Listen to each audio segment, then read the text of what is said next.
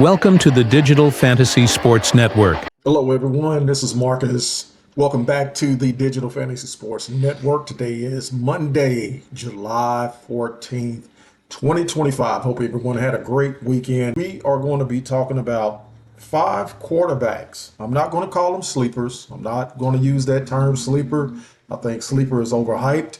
As y'all know that any given Sunday, a quarterback can go off. But today, what I want to talk about is consistency in 5 quarterbacks that I think everyone needs to pay attention to. One of them, well, let's say 2 of the 5, y'all probably already like, okay, yeah, whatever. We already knew that. That's good and that's fine. But I have 3 quarterbacks that I want to talk about that I believe can help you win your league. And not only win your league, even if you venture off into FanDuel or DraftKings, I believe these quarterbacks right here will help you because they're going to be value quarterbacks.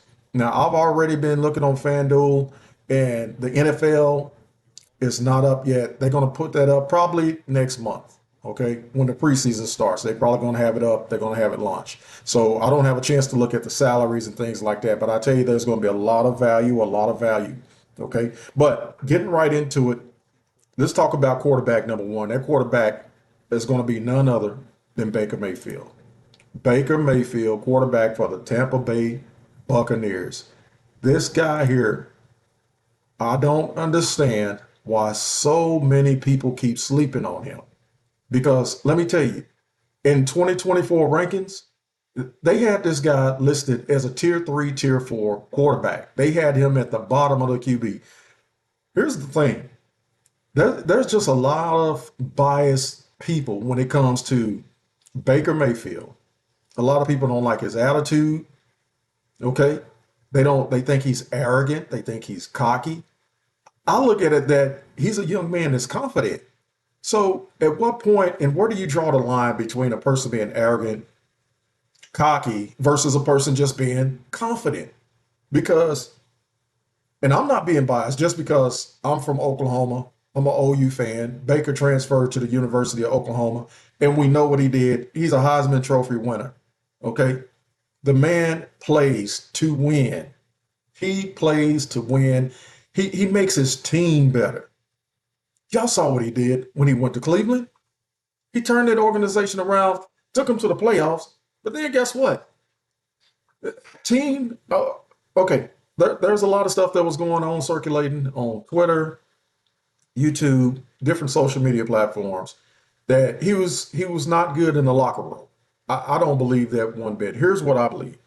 Okay, here's what I believe. And some of this has been touched on.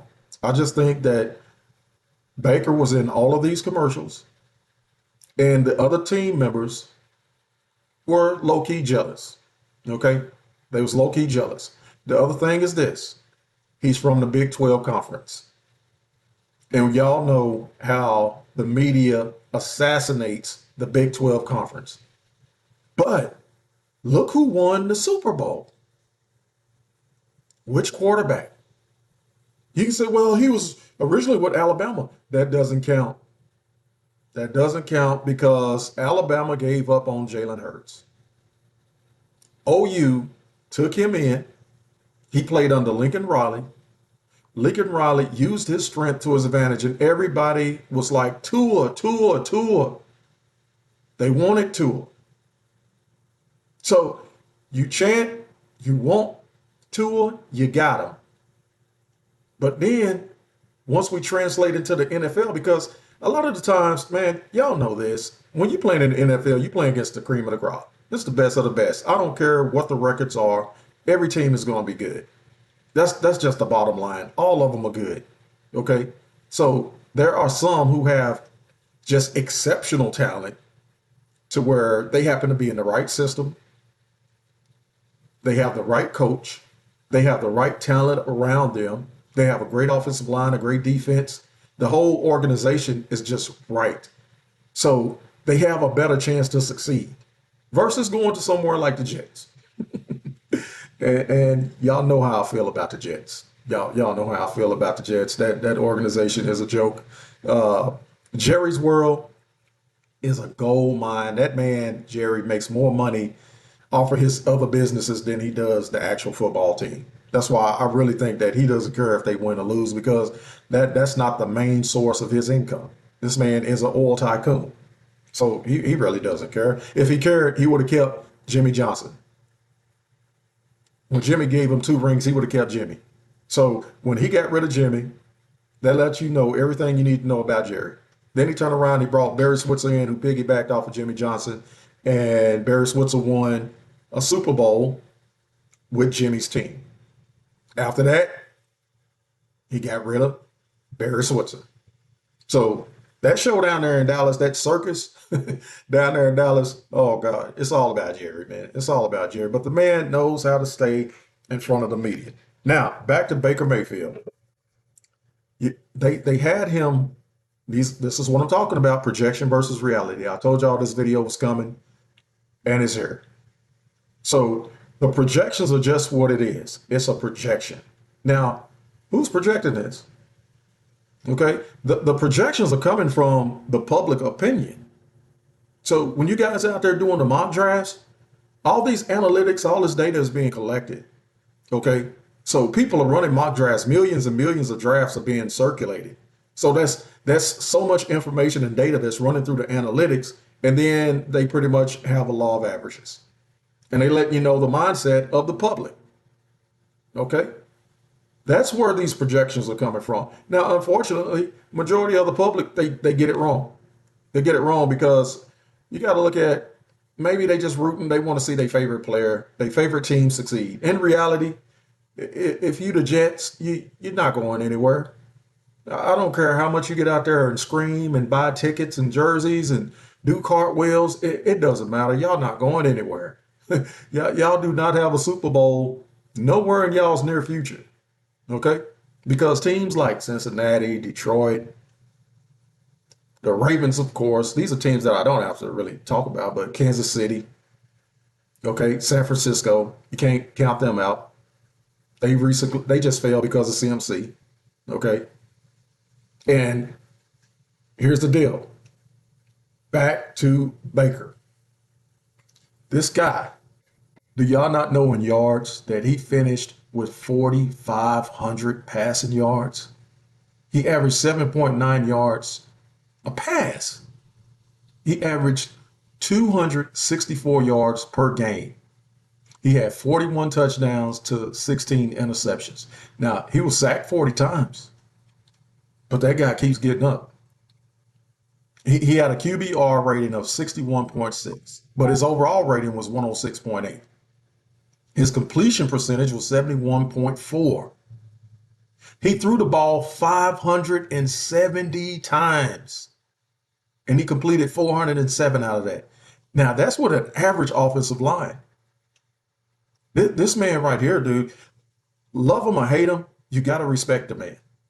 Okay? This man deserves his flowers. And I know Tampa Bay loves him, because just how Alabama did Jalen Hurts and OU embraced him, Tampa Bay is doing the same thing when Cleveland kicked him to the side. And then we know he had a little stint with the Rams. But once again, they was letting the media influence them. They wasn't trying to help this man succeed. But Tampa Bay did the right thing. They saw his talents. They saw his gifts, because one thing the guy can do, he's trying to win. He's trying to win. And what I love about it, you know who his number one target is? Mike Evans. Yes, Chris Godwin is there. Chris Godwin, you pretty much there as a disguise. You out there for just for bait. Okay? But we know, and I love quarterbacks who know who their main guy is. It's kind of like when Aaron Rodgers was always, you knew he was going to Devontae Adams. You knew it and you couldn't do nothing about it. The same thing with Baker Mayfield. You know he's going to Mike Evans and you can't do nothing about it. You can't stop him. Okay? Mike Evans had 25% of the touchdowns last year. 25%, that's 1/4. I'll take that any day. Okay? Now, let's look at the attempts we're talking about from last year. Okay? We already told you he was third. Baker Mayfield was third in passing yards. Now, as far as passing attempts, he was number 5. They sling that rock down there in Tampa. Joe Burrow was number one with 652. Aaron Rodgers, we're going to talk about that later, he was second, 584. Patrick Mahomes, 581. Patrick Mahomes just don't have the talent around him. That's why he's throwing that ball. They throwing that ball more than they running it down there in Kansas City. Okay, Geno Smith. He threw the ball 578 times. Baker Mayfield comes in at number 5 with 570. There we go. Baker Mayfield, he's in the top 5 in passing yards. He's in the top 5 in passing attempts. Now, here's something else we're finna go to. Completion percentage. Okay? We're not even going to count Marcus Mariota with Washington. He came in feeling, we're not going to count that. That don't count. Okay? He had 77.3, but he only had 44 attempts. Okay, that's not enough. We're not going to count Joe Milton, 75.9. He only had 29 attempts. Now, here's what we can count. It's Tua. And we're going to talk about him later too. Tua had 399 attempts. Tua had led all quarterbacks with 72.9. And you're like, well, he only played 11 games because of his concussion against Buffalo Bills back September 12th. But once again, we're going to touch on that. Jared Goff, 539 attempts, 72.4 completion percentage. And then once again, my man, Baker Mayfield, 570 attempts with a 71.4 completion percentage. Do y'all see this? And yet people just, they bypass them, and everybody's chasing Jaden Daniels, everybody's chasing Lamar Jackson, everybody's chasing, Joe Burrows respectively, Josh Allen respectively. But you can't not forget about my man Baker Mayfield, because Jaden Daniels is the closest one to Baker Mayfield in completion percentage. Then Jalen Hurts is at a 68. Talking about from last year. Lamar Jackson way down there at a 66. Okay? Brock Purdy is a 65. These are the quarterbacks that y'all chasing this year.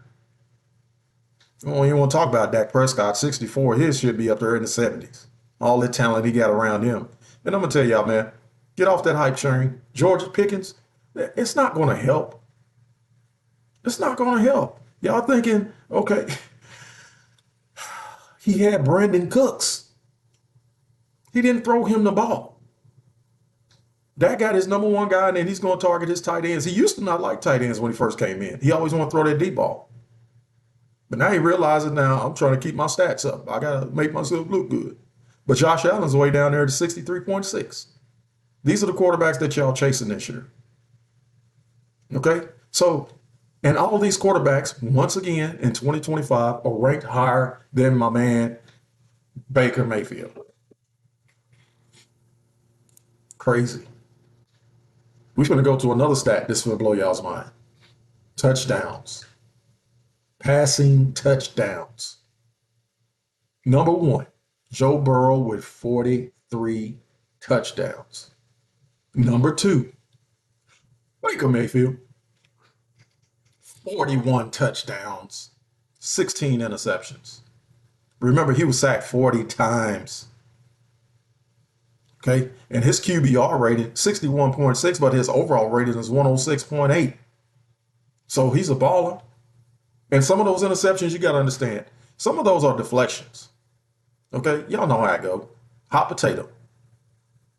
He makes the right read. He can read a defense.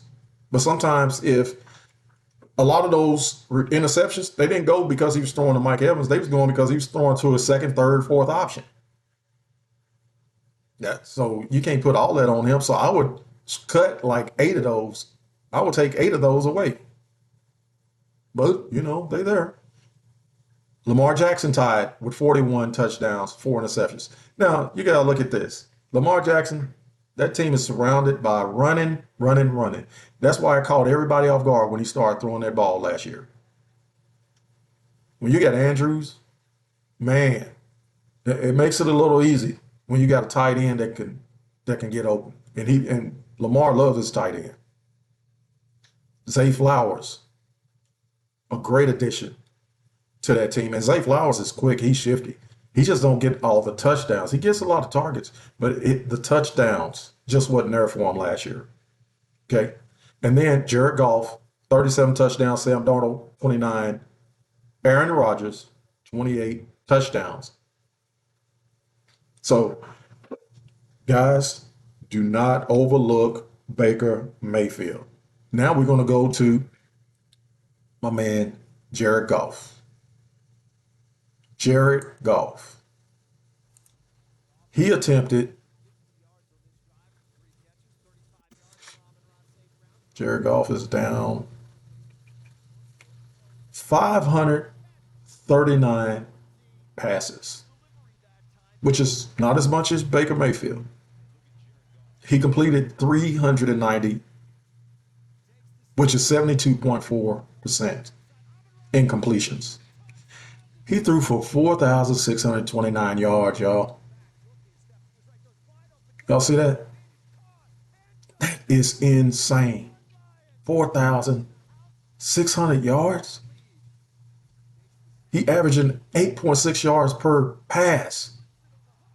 Yards per game, 272.3. 37 touchdowns to 12 interceptions. Now, look, unlike Baker, Jared Goff has more talent around him as far as the one and the two. And then he still got the tight end. And he got a two-headed monster in that backfield in Jahmyr Gibbs in Montgomery. So he's not getting sacked as much, even though he was still sacked 31 times, which to me, that makes no sense. When you have a run game like Detroit Lions, I don't understand how you're getting sacked 31 times. So he's getting sacked. I mean, if you look at the totality of it, he's getting sacked like a little over, 1 to 2 sacks a game, which is like, well, the reality is it's not bad. And then we know most of those sacks come from, probably a busted play or when you're playing from behind and you're chasing points, because everybody know you're getting ready to pass. Everybody know you're getting ready to pass, especially when you have to abandon a run. But when you got a running game like Jared Goff, man, and them Detroit Lions, there's no way. But I'm telling you right now, the touchdowns are there. 37 touchdowns. Nobody's talking about Jared Goff. In the draft, I mean, if y'all doing these mock drafts, I'm telling you, everybody's chasing, the Jaden Daniels, Lamar Jacksons of the world. When there's other quarterbacks who can still produce those points. Got another one for you. Bo Nix. Don't y'all know Bo Nix finished number 6 in attempts? Number 6 in attempts. Now, he finished in the top 15 in passing yards. 3,775 yards. All he got is Sutton, Cortland Sutton. Who else is he going to throw the ball to down there? So this guy is slinging the ball. So I'm looking, especially in a money league, like if I'm playing FanDuel or DraftKings, I'm looking at quarterbacks like this, Bo Nix, Baker Mayfield. I'm looking for receivers on teams like this because they're going to be priced value. They're going to have great prices. Cortland Sutton, nobody ain't thinking about Cortland Sutton. But when you look at Bo Nix threw 3,775 yards, he threw 29 touchdowns, 12 interceptions. Majority of those yards and those touchdowns are going to Cortland Sutton in the air because they don't have anybody else. Just like Baker Mayfield. Yeah, he got Chris Godwin, and we know Chris Godwin is injured. He got injured last year, so we don't know what he's going to do this year. We know Mike Evans is a little bit older. Okay. But Bo Nix, you cannot rule him out. His completion percentage was 66.3 last year. And he's throwing for 222 yards a game. Okay.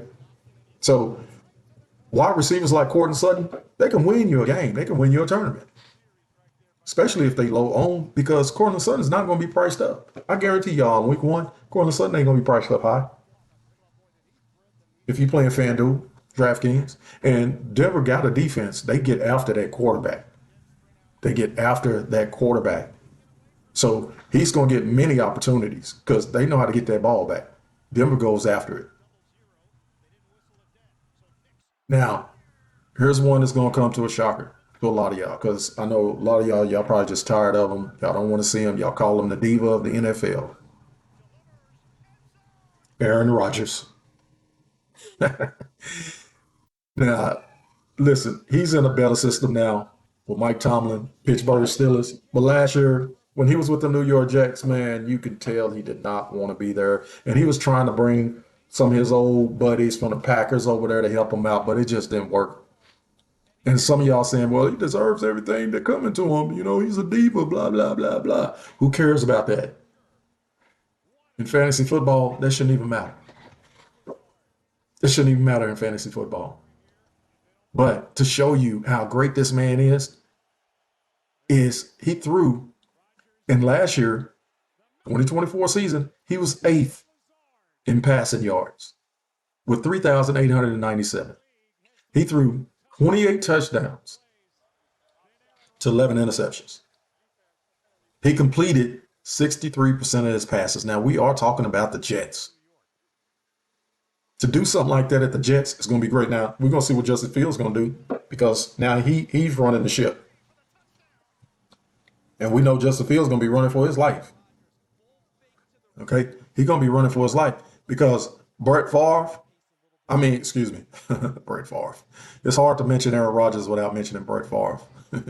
And we know how much them two loved each other. Shoot, Aaron Rodgers couldn't wait for Brett Favre to get out of there. And now karma is hitting him. He's like, dang, Brett, I feel your pain, bro. Everybody want me out. All right, so Aaron Rodgers was sacked 40 times. 40. But he's not the mobile. He's not the discount double check guy that we used to, that we grew to love. He's not doing that anymore. He can't do the discount double check. He don't have that mobility anymore. So, but what he does have, he definitely has the knowledge because he's an all-pro. He's a Hall of Famer. You can't take that away from him. The other thing that he has is that the game is super slow to him. I don't care about how old he is. The game is slow to him. It's not fast. It's not fast. Like, you know how a calf, when they're young, they just flying around the field, flying around. Ooh, ooh, look. Just galloping across the pasture. But then when they get old and big, they just sit there and they just look. They ain't trying to move. They just sit there. And this is the way Aaron Rodgers is now. He can sit in that pocket and just look and just pick you off. If he has enough time, he will pick you off. Because for him to throw for 3,800 yards for the Jets, that's good. I don't care what anybody say. He's throwing for over 200 yards a game. And he can still throw the deep ball. His deep ball is 71 yards. Now you're like, well, it could have been a screen. He can still throw that ball. Now, I guarantee you, this year, Aaron Rodgers with the Pittsburgh Steelers, yes, they brought over DK Metcalf. Now, here's the thing. Aaron Rodgers, two things that he likes is his number one and his tight end. So if DK goes over there and takes care of business, because we know Aaron Rodgers does not play games. I think he's very professional. Probably, a lot of people are probably a little bit too critical of him because he's obsessed with winning. He's obsessed with playing football. So you cannot knock him for that. Tom Brady was obsessed when he left not Tom Brady. Peyton Manning obsessed. He leave the Colts and then he goes to Denver. He couldn't leave the game. Tom Brady obsessed playing till 40. That's an obsession. Aaron Rodgers, he's built like that. He's obsessed with the game. Now, players like Dak Prescott, man, they don't care. That dude just out there. To me, he plays. He's just out there for a check. And he gets out there in his little warm-ups and doing that little hip thrust, whatever kind of crap that is. I don't know what that is. Because prior to him doing something like that in warm-ups, I've never seen that done before, period. So players like that counts. When I am doing fantasy, I'm looking at your heart like Baker Mayfield, the Jared Goffs, the Patrick Mahomes, the Lamar Jacksons. the Aaron Rodgers, the Josh Allens. These people want to win. You could see it. It's in them. Jalen Hurts wants to win. It's in them. Now, if you're just going through the motions, Justin Herbert going through the motions, Sam Darnold going through the motions, Kirk Cousins used to be. I mean, he lost it. I don't know what happened. Going through the motions, Russell Wilson. Russell Wilson, I think it's about time for him to just hang it up. It's about time for him to hang it up. But anyway, moving on. And the quarterback that I want to get to, my number 5, Tua, Miami Dolphins. Y'all like, what in the world? I'm going to tell y'all something. This man played only 11 games last year, and he had 2,800 yards, 19 touchdowns, 7 interceptions. Okay. His completion percentage was 72.9. Y'all don't hear me? So Tua was on the roll, and he would have been leading up in that completion stat, in the touchdown stat. Because through what he did in 11 games before he got injured, what was that? Against Buffalo Bills, when they lost 31-10, that was September 12th, I believe. Okay. Up to that point, Tua had passed for 2,867 yards, 399 attempts in 11 games. And up until that point, he had 72.9 completion percentage. He was averaging 7.2 yards per pass, 19 touchdowns, 7 interceptions in 11 games. And I'm going to tell you, when they played Buffalo back in November of last year, man, Tua had 231 yards, completion percentage 89.3 against the mighty Bills. He was picking them apart with that little short game, picking them apart. His longest pass against them was only 28 yards. He had 2 touchdowns against them. But then he suffered that concussion in the Thursday night game and when he played and almost beat Buffalo in Buffalo, 30-27, he was killing them. So it went September 11th. Then Miami played Arizona. They lost to them by 1. And then they had to play Buffalo again. And they lost. That's where he got injured. 31-10. But I'm going to tell y'all something. If this young man could stay healthy, do not sleep on him. If they could just keep this man upright. Now, the bad thing about Miami, that offensive line is garbage. So let me tell you something. Everybody is jumping on the A-chain train. Not me. I'm not jumping on that A-chain train because the offensive line, it's not good. Now, if you're looking at, well, he's going to get a lot. He likes to throw to his running back. Okay. It'll get you there. This year, I might be wrong because I'm just saying A-Chan's production is going to be predicated upon Tua's health. Just like Tyreek. It's going to be predicated upon Tua's health. Now, if you want to take a risk, and I'm talking about for like FanDuel, DraftKings, in week 1, I'm looking at these 5 quarterbacks for value. Okay? This is what this is all about for value because nobody's talking about these quarterbacks. Everybody just wants y'all to fall in line. So they get y'all all over here on the left side going the wrong way while they pivot and go to the value like these players right here, Mayfield, Goff, Bo Nix, Aaron Rodgers, and Tua. Because this is how you win the money in money leagues. You making moves like this because if you're following what everybody else is doing, that's a trend. Y'all all going to have the same results. At some point, you're going to have to pivot. So even if you're doing your season league, okay, I don't care if it's half PPR, full PPR, I don't care. You have to be able to pivot. So if you got a quarterback, 2 running backs, 2 wide receivers, a tight end, and a flex spot. That's 6 key spots. I really don't count the defense and the kicker, man. I don't care about that. I've said it before. I wish they just get rid of that defense and just throw in another flex. But for me, when I'm drafting for my season, I know I'm not going to get 6 great players. So I try and strive for 5 good ones.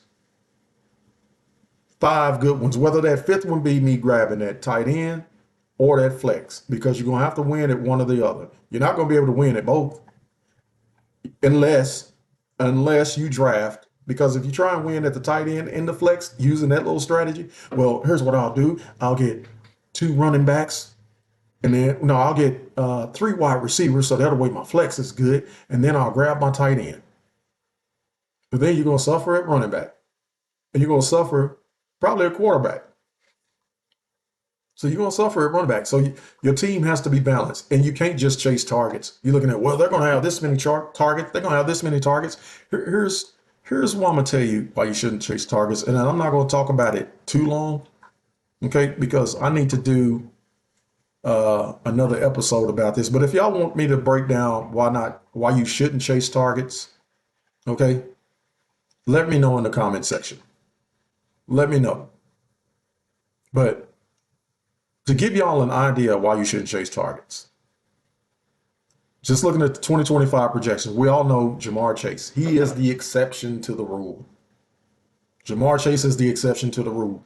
Yes, he is the number one because Joe Burrow is going to throw that rock to him. Jamar Chase had 1,700 yards last year. Insane. 17 touchdowns last year. He averaged 100 yards a game. Insane. Now, the targets. Here's what I want to talk to you about. He had 175 targets, but he had 127 catches. Okay? And you're like, man, but do you know who was closely behind him? Malik Neighbors. Malik Neighbors had 170, and he had 109 catches. Okay? But Malik Neighbors playing for the Giants. And look who's throwing him the ball. Malik Neighbors averaged just under 80 yards a game. But the point in case is, and this is the last I'm going to touch on this, because if y'all want me to talk about this deep, let me know, because I'm going to break it down why you shouldn't just be chasing targets and thinking that's going to give you victory. Because Malik Neighbors had 170 targets, but guess how many touchdowns he had? 7. He had 10 less than Jamar Chase. 10 less than Jamar Chase. Okay? And I can show you where, if you took Malik Neighbors and Jamar Chase, who led in targets with 175 and 170, that's giving you 24 touchdowns combined for last year. Whereas if you took Justin Jefferson, 154 targets, 10 touchdowns, and you took Amon St. Brown, 141 targets with 12 touchdowns, that's 22 touchdowns. Two touchdowns shy of combining Jamar Chase and Malik Neighbors. So there are wide receivers out there who can still give you the production because, look, they still got over 100 catches. Amon St. Brown had 115 catches, but he only had 141 targets. He had like 34 targets less than Jamar Chase and had 7 less catches.